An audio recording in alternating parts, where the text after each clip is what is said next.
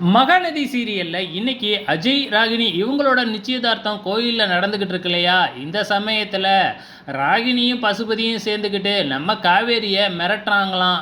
So கல்யாணத்துக்கு அப்புறம் நீ படுற பாடு இருக்கு பாரு அப்படின்னு ராகினி வேணும்னே வந்து காவேரிய மிரட்டுற மாதிரி பேசுறாங்க. நம்ம காவேரி உன்னால எவ்வளோ சந்தோஷமா இருக்க முடியுமோ சந்தோஷமா இருந்துக்க, இதுக்கப்புறம் இருக்க மாட்டேன் அப்படின்னு சொல்லிட்டு ஆல் தி பெஸ்ட் அப்படின்னு சொல்லிட்டு அங்கேருந்து கிளம்பிடுறாங்க. இங்கே அஜய் என்னடானா பொண்ணை பார்க்கறதுக்கு அப்படியே தவிச்சுக்கிட்டும் அலைஞ்சிக்கிட்டும் இருக்கிற மாதிரி காமிக்கிறாங்க. இங்கே நம்ம விஜய் வந்து பார்த்திங்கன்னா காவேரி வந்த உடனே காவேரியை கூப்பிட்டு வச்சு செல்ஃபிலாம் எடுக்கிறாப்புல, சுற்றி சுற்றி அங்கே இருக்கிறவங்க எல்லாத்துக்கிட்டேயும் காவேரி நகை போட்டிருக்கிறத காமிக்கிறாப்புல. இந்த மாதிரி விஷயங்கள்லாம் நம்ம விஜய் பண்ணிக்கிட்டு இருக்கிறாப்புல. நம்ம காவேரிக்கு வந்து பார்த்திங்கன்னா இதெல்லாம் பார்க்குறப்ப ஏதோ பொம்பளை கெட்ட போட்ட மாதிரி இருக்குது அப்படின்னு சொல்லிட்டு போயிடுறாங்க நம்ம காவேரி.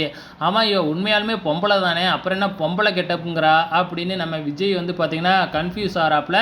ஒரு வழியாக ராகினி வந்து பார்த்திங்கன்னா இங்கே மணமேடையில் கோயிலுக்கு நிச்சயதார்த்தம் நடக்கிற இடத்துக்கு வந்துடுறாங்க. ஸோ அஜயும் ராகினியும் மாலை மாற்றிக்கிட்டு கரெக்டாக மோதிரம் போடுற நேரத்தில் கரெக்டாக போலீஸ் அங்கே வந்துடுறாங்க. போலீஸ் வந்த உடனே இங்கே யார் பசுபதி அப்படின்னு சொல்லி கேட்குறாங்க. நம்ம காவேரி இருந்துக்கிட்டு இருந்தால் இவர் தான் பசுபதி அப்படின்னு சொல்லி கொடுத்துட்றாங்க.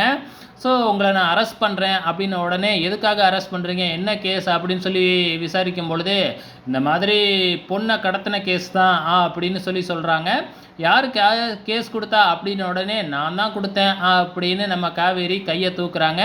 இது எல்லாருக்குமே அதிர்ச்சியாக தான் இருக்குது. ஸோ எப்போ உன்னைய கடத்தினா அப்படின்னு எல்லாருமே கேட்கும் பொழுது அப்போ தான் கொடைக்கானலில் வச்சு கடத்தின விஷயத்தை நம்ம காவேரி சொல்கிறாங்க. ஏன்னா மற்றவங்க யாருக்குமே தெரியாது இல்லையா, இது வந்து விஜய்க்கு மட்டும்தான் தெரியும். ஸோ அப்போ கடத்தின கேஸுக்கு இப்போ எதுக்கு கம்ப்ளைண்ட் கொடுக்குறீங்க அப்படிங்கிற மாதிரி கேட்கும் பொழுது நாங்கள் அப்பயே கம்ப்ளைண்ட் கொடுத்துருக்கோமே, அப்போல்லாம் போலீஸ் வந்து அவர் தலைமறைவாக இருக்கிறாரு அப்படின்னு சொல்லிக்கிட்டே இருந்தாங்க. இப்போ தான் இங்கே சென்னையிலேயே வந்து அவர் சுற்றிக்கிட்டு இருக்கிறாருல, நான் தான் திருப்பி போய் அவர் தலைமறைவாலாம் இல்லை, இங்கே தான் சுற்றிக்கிட்டு இருக்கிறாரு அப்படின்னு சொன்னேன். அதனால தான் இப்போ வந்து அரெஸ்ட் பண்ணுறாங்க அப்படின்னு காவேரி போட்டு கொடுக்குறாங்க. ஸோ இப்போ தாத்தாவுக்கும் வந்து பார்த்திங்கன்னா இதனால் வரைக்கும் ஏமா என்கிட்டயே சொல்லலை அப்படின்னு சொல்கிறாங்க.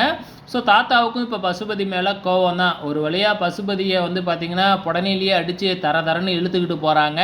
எனக்கு அவரை தெரியும் இவரை தெரியும் அப்படின்லாம் வந்து சொல்லி பார்க்குறாப்புல பசுபதி. ஆனால் யாரும் எதுவும் கேட்குறதா இல்லை.